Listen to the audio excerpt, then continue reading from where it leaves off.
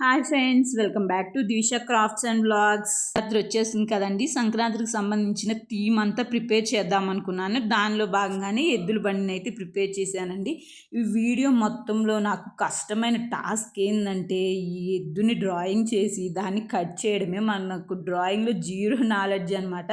So ఎంతో కష్టపడి drawing అయితే వేసేసాను. ఫస్ట్ ఐటెంలోనే మంచిగానే వేసాను. దాన్ని కట్ చేయడంలోనే ఉంటుంది. కొంచెం తేడా వచ్చినా సరే షేప్ అంతా మారిపోతుంది. ఫైనల్గా అయితే కట్ చేసేసాను. మా పిల్లలకు చూపిస్తేనేమో ఇది ఎద్దా అని అడిగారు.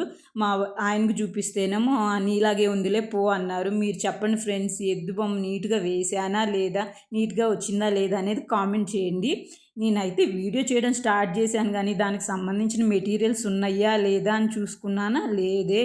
ఏంటంటే విషయం, పెయింటింగ్స్ అయితే నా దగ్గర లేవు. సో నా మోకాల్లో ఉన్న బ్రెయిన్ని అడిగితే అది కొన్ని ఐడియాస్ ఇచ్చిందనమాట. దాంతో అయితే వీడియోని అయితే కంప్లీట్ చేసేసాను. సో వైట్ పెయింట్ లేదు కదా దానికి, వైట్ పెయింట్ లేదు కదా, సో నేను వైట్ పేపర్ని అయితే యూస్ చేశాను. వైట్ పేపర్ని అంటించిన తర్వాత అనిపించింది వైట్ పెయింట్ కంటే పేపరే నీట్గా కనిపించిందేమో అనిపించింది. నెక్స్ట్ అయితే సంక్రాంతికి మనమే రెడీ అవ్వటం కాదు, వీటిని కూడా రెడీ చేద్దామని చెప్పేసి ఇట్లా వాటికి చైన్స్ లాగా డిజైన్ వేసాను. మనం గోల్డ్ కొనే పెట్టే అంత రిచ్ కాదు కాబట్టి గోల్డ్ కలర్ పెయింట్ అయితే గొలుసులాగా డిజైన్ వేసేసాను అనమాట. ఈ ఎద్దులకి ఏదో మిస్ అయింది ఫ్రెండ్స్, ఏంటో కనిపెట్టండి. నేను ఎద్దులు రెడీ చేసే లోపల అంటే డ్రాయింగ్ అయితే వేసాను, అక్కడ కలరింగ్ వేయలేదు. ఈ ఎద్దుల్ని ప్రిపేర్ చేసే లోపల మీరు కనిపెట్టండి. ఏందనుకుంటున్నారు, కొమ్ములు అనుకుంటున్నారా? కాదు, ఇంకో ప్లేస్లో అయితే నేను డ్రాయింగ్ వేయటం మిస్ చేశాను. డ్రాయింగ్ అయితే వేసేసాను, సారీ, కలర్ వేయలేదు. అక్కడ ఏదో ఏది ఎక్కడ అని కనిపెట్టండి. ఇప్పుడు కొమ్ములకైతే రెడ్ కలర్ వేయాలి, మన దగ్గర రెడ్ కలర్ పెయింట్ లేదు. ఏం యూస్ చేయాలి? రెడ్డింగ్ పెన్. సో రెడ్డింగ్ పెన్ ఉంటే దాన్ని అయితే యూస్ చేసి కొమ్ములకి రెడ్ కలర్ పెయింట్ అయితే వేసేసాను. ఇలా ఫుల్గా డ్రాయింగ్ అయితే వేసేసాను. ఐస్, మళ్ళీ తోక దగ్గర, కాళ్ళ దగ్గర బ్లాక్ కలర్ పెయింట్. నా పెయింటింగ్ బ్రష్ చూసి నవ్వకండి ఫ్రెండ్స్, ఇదో రకమైన పెయింటింగ్ బ్రష్ అనమాట. సో ఇట్లా మనం ఫైనల్గా అయితే ఎద్దును కూడా రెడీ చేసుకున్నాము. ఇంక ఎద్దుల బండి అయితే ప్రిపేర్ చేయాలి. చెప్పాను కదా, కొమ్ములకి రెడ్ కలర్ పెయింట్ వేసాను. మనం ఈ ఎద్దుల డ్రాయింగ్లో ఏమన్నా మిస్ చేసినా ఆ ఎద్దులు మనల్ని వచ్చి అడగవు కదా ఫ్రెండ్స్. ఏమని అడుగుతాయా, ఏమన్నా అడుగుతాయా మనల్ని? నువ్వు ఇంతలా ఉన్నావు, నేను కూడా నీలాగా ఉన్నాను అనుకుంటున్నావా, నన్ను ఎందుకు ఇంతలాగా వేసావు, నా మూత అట్లా ఉందా, నా ముక్కు ఇట్లా ఉందని అడగవు కదా. సో అడుగు కాబట్టి మన ఇష్టం వచ్చినట్టు వేసుకోవచ్చు.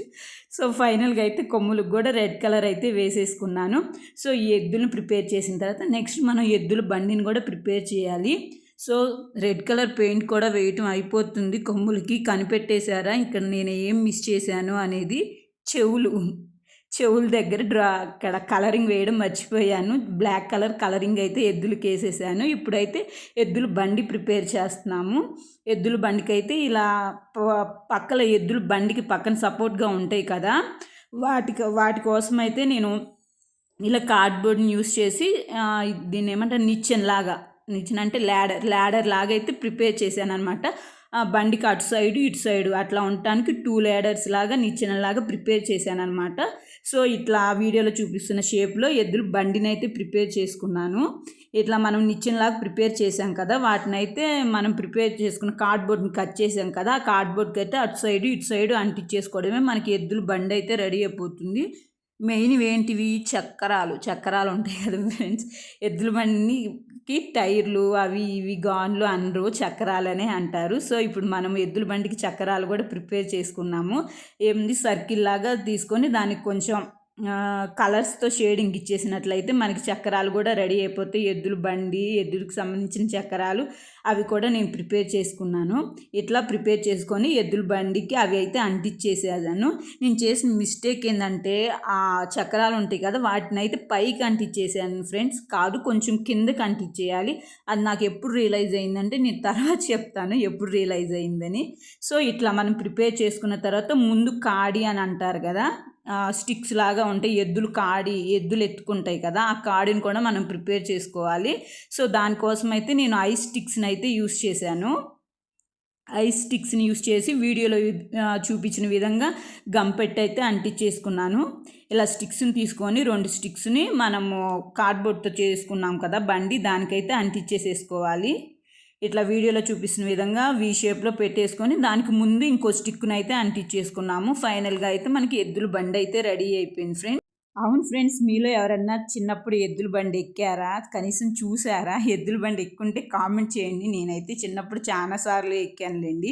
ఇలా ఎద్దుల బండి మొత్తం ప్రిపేర్ చేసి ఎద్దులను పెట్టేటప్పుడు రియలైజ్ అయ్యాను ఏంటంటే, ఎద్దు మొహం దానా చక్రాలు కిందకు పెట్టాలి, లేకపోతే ఎద్దులు పైకి ఉంటాయి, బండి కిందకు ఉంటుందని అప్పుడు రియలైజ్ అయ్యానండి. సో మళ్ళీ ఆ చక్రాలు తీసేసి కొంచెం కిందకైతే పెట్టేశాను. తర్వాత ఈ ఎద్దులకు కూడా కొంచెం గమ్ అంటించేసి స్టిక్ చేసేసాను. ఫైనల్గా అయితే ఎద్దుల బండి అయితే రెడీ అయిపోయింది. పర్లేదండి, మనం కూడా చేయగలము అనిపించింది.